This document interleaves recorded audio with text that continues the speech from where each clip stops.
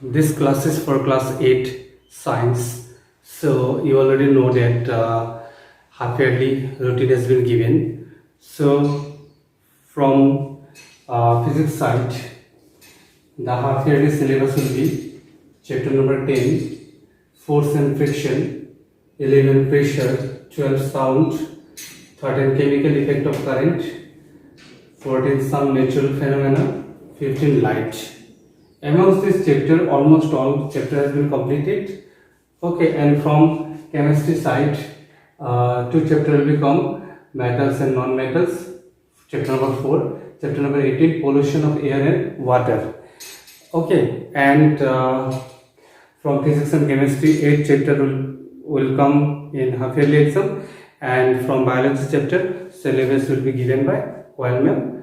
Okay, so I would like to give some revision classes. So I will start from the chapter force and friction. Already earlier video was given, you can see in YouTube. Okay, so let's start. So in this chapter, first of all, we have to know details about force. One thing I would like to suggest you that try to understand the concept.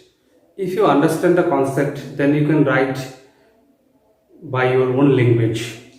Okay, so the first we have to know the definition of force.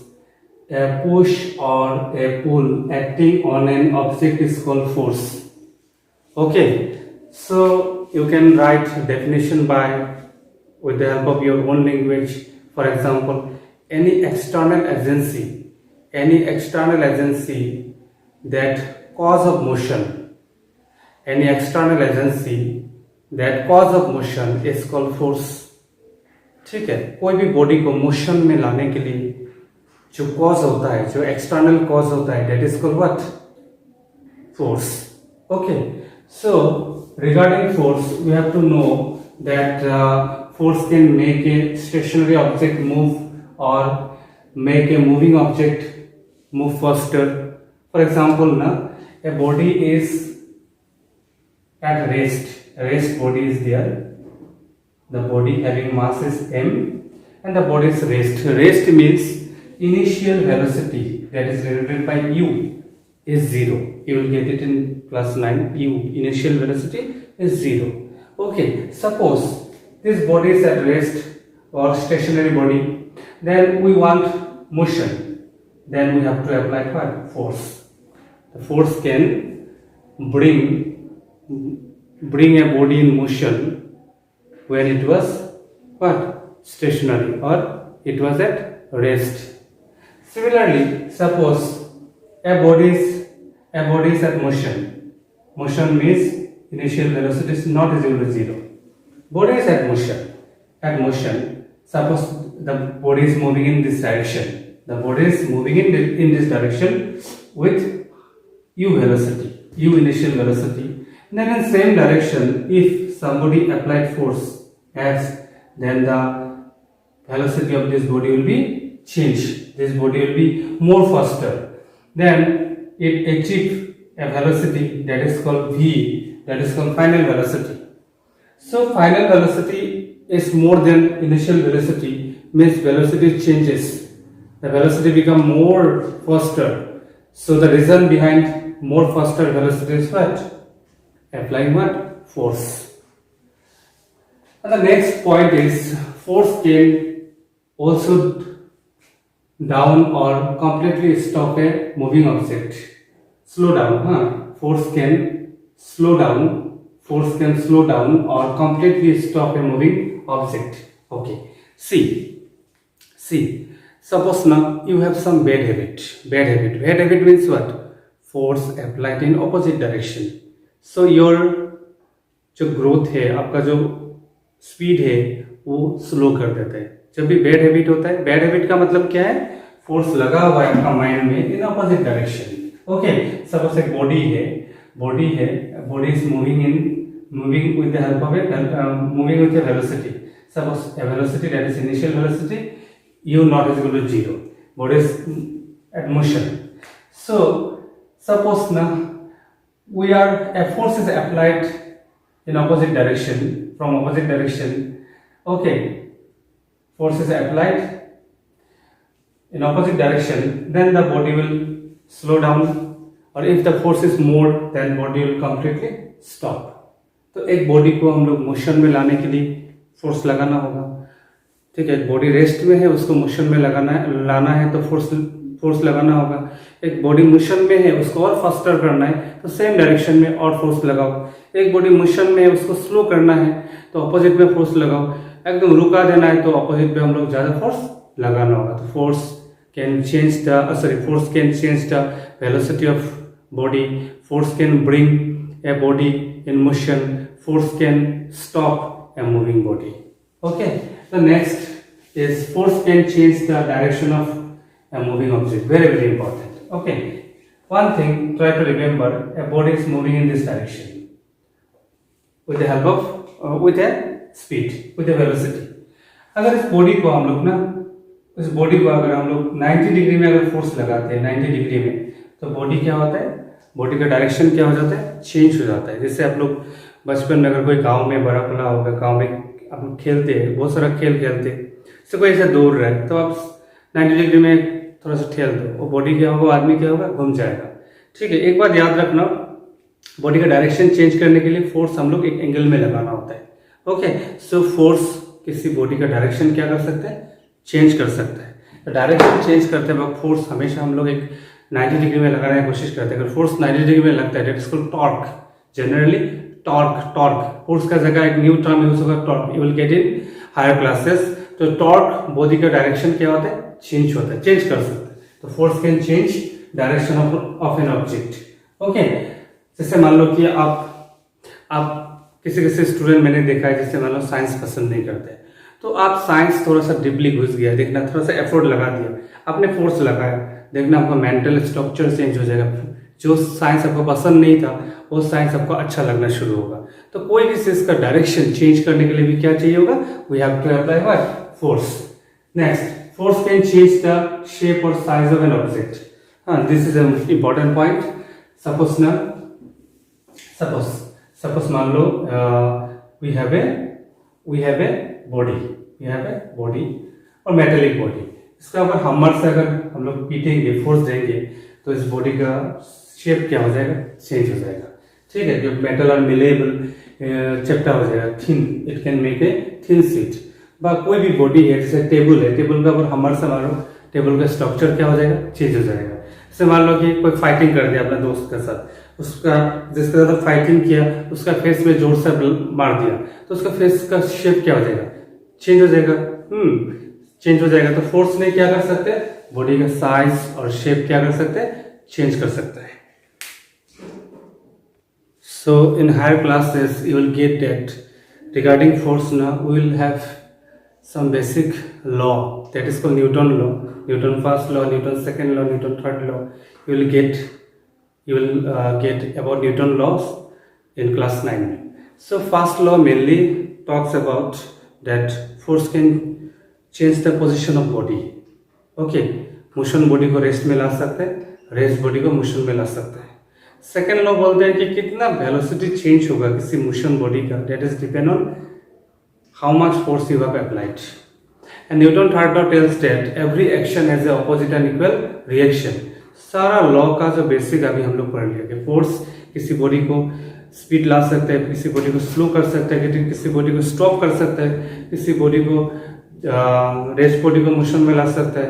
Force किसी body का direction change कर सकता है, okay, and shape change कर सकता है, size change कर सकता है। Now we have to know about magnitude of force. Magnitude of force.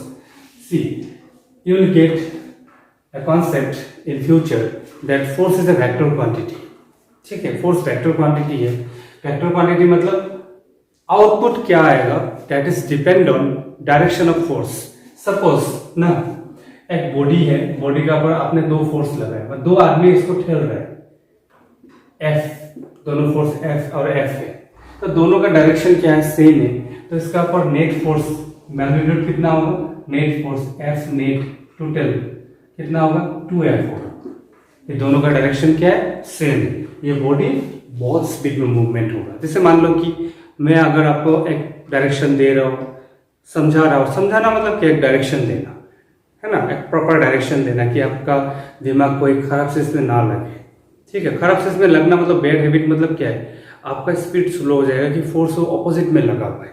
ठीक है, अगर सही डायरेक्शन में लगा है मतलब सब फोर्स अगर एक ही डायरेक्शन में लगा हुआ है तो आपका स्पीड क्या होगा, ज़्यादा होगा, आपका ग्रोथ अच्छा होगा, आपका लर्निंग अच्छा होगा, है ना। यहाँ पे डायरेक्शन मेन है। किसी भी स्टूडेंट का जो डेवलपमेंट वो उसका मैनेजमेंट स्किल का ऊपर डिपेंड होता है। मैनेजमेंट का मतलब क्या है, you have a proper, you can give a proper direction, you have a clear mentality. Okay, तो इसका मतलब है दोनों का डायरेक्शन सेम है तो रिजल्टेंट मतलब टोटल फोर्स क्या हो जाएगा, ज्यादा हो जाएगा। और वही है, देखो अगर दोनों फोर्स अगर ऑपोजिट है, उल्टा उल्टा लगा दिया तो अभी नेट फोर्स कितना होगा, फोर्स नेट कितना होगा, 0। अगर मान लो दोनों फोर्स अगर इक्वल नहीं है, मान लो ये F2 है ये F1 है, तब क्या होगा, F नेट जो बड़ा फोर्स है ना उससे छोटा वाला माइनस हो जाएगा। इसका ऑपोजिट में लगने से हम लोग डिफरेंस लेना होगा, दोनों फोर्स का जो डिफरेंस है। ठीक है, वही आपका रिजल्टेंट है। ठीक है, अगर दोनों फोर्स का डिफरेंस अगर 0 है तो दोनों फोर्स आपका ऑपोजिट में लगा हुआ है, दोनों फोर्स का वैल्यू क्या है, सेम है, तो बॉडी का मूवमेंट नहीं होगा। फोर्स तो लगा हुआ है लेकिन मूवमेंट नहीं होगा क्योंकि दोनों का डायरेक्शन क्या है, अपोजिट है। जैसे मान लो कि आपने 2 घंटा अच्छे से पढ़ाई किया, बाकी 4-5 घंटा मोबाइल में इधर उधर का सामान देख लिया। ठीक है, आप मतलब कुछ अलग चीज में दिमाग लगा दिया, तो हो सकता है कि वो जो एक्स्ट्रा नॉलेज जैसे अननेसेसरी जो इन्फॉर्मेशन आपका ब्रेन में घुस रहा है वो आपका सही नॉलेज को क्या कर देगा, डिडक्ट कर देगा, मतलब माइनस कर देगा। ठीक है, आप भूल जाओगे बहुत जल्दी जल्दी।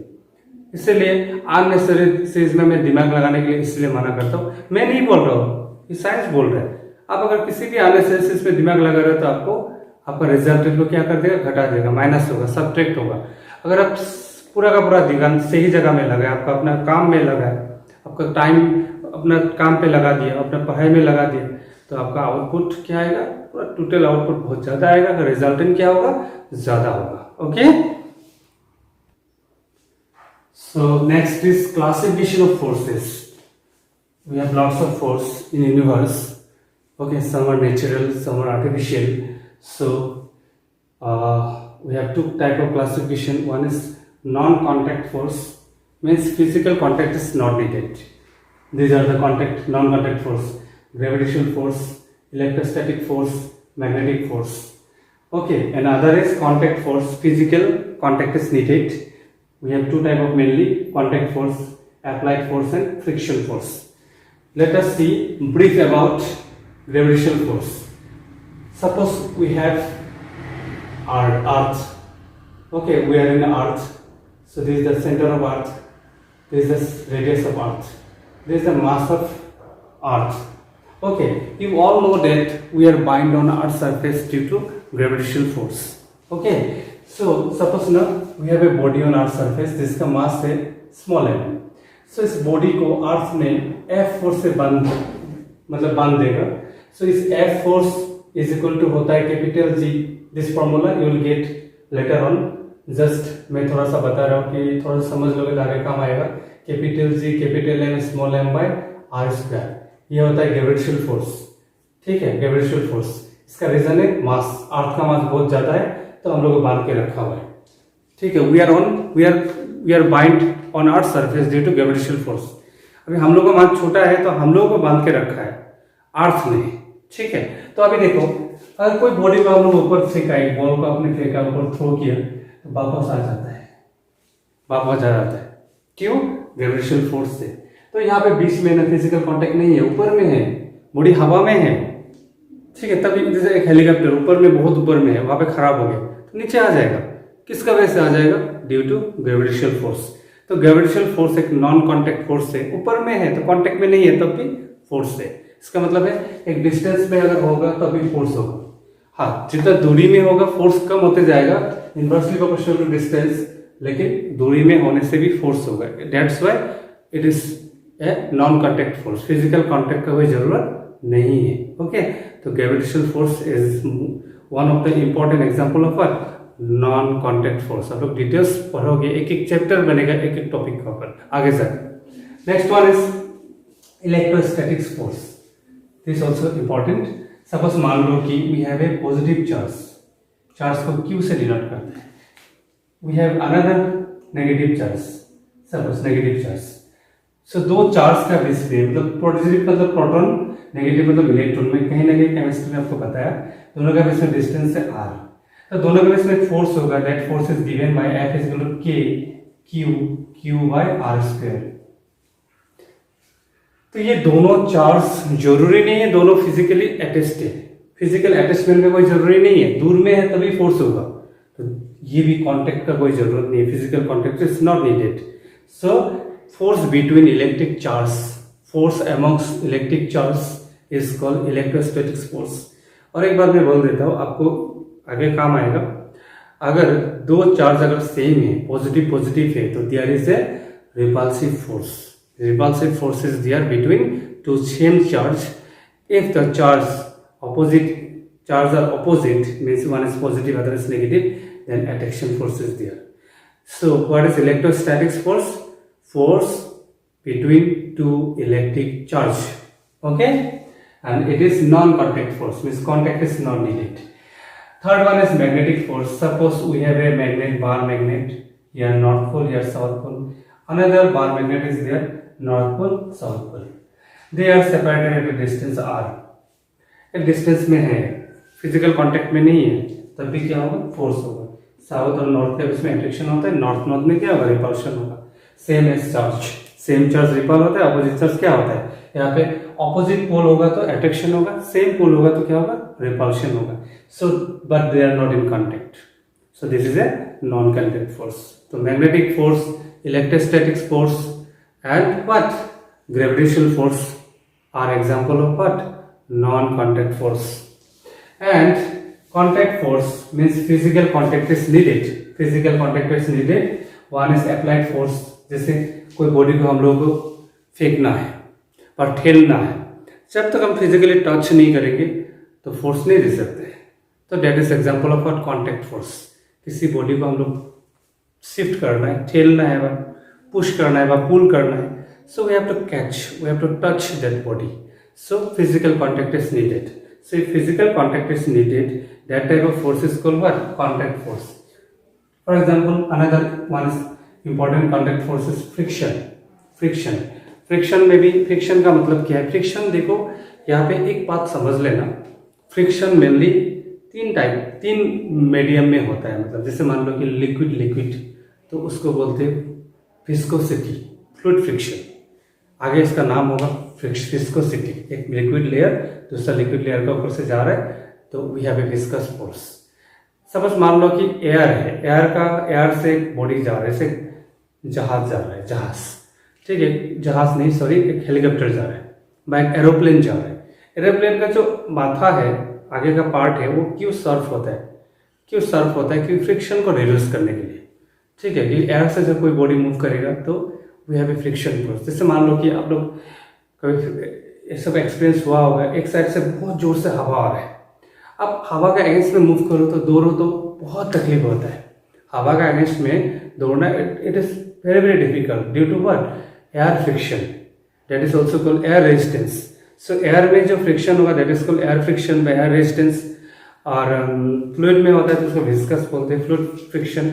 और कोई सॉलिड बॉडी दूसरा सॉलिड बॉडी के ऊपर से जा रहा है, स्लाइड कर रहा है, तो सरफेस का रफनेस और एक कारण है, दोनों चीज को वेट ज़्यादा होगा तो फ्रिक्शन ज़्यादा होगा, तो उसका वैसे भी एक फ्रिक्शन फोर्स जनरेट होता है, ठीक है। तो कांटेक्ट में आना जरूरी है, देन कांटेक्ट फोर्स होगा, मतलब I mean friction is a contact force, contact में होना पड़ेगा, एक सरफेस दूसरे सरफेस के ऊपर रहना पड़ेगा। Okay, so this is all about what classification of force. Next video will discuss about details about friction. Okay, friction, types of friction, sliding friction, rolling friction, advantage of friction, cause of friction, how friction force can be reduced. Already earlier class was given, but exam is coming, that's why shortly within 1 or 2 weeks we'll discuss this all chapters. Okay, so again try to give quality time in your studies. Okay, our science syllabus, lots of syllabus has been completed, that's why class was not given, but now shortly I will revise all the chapters and where some difficult questions are there, we'll solve that question. Okay, fine, thank you.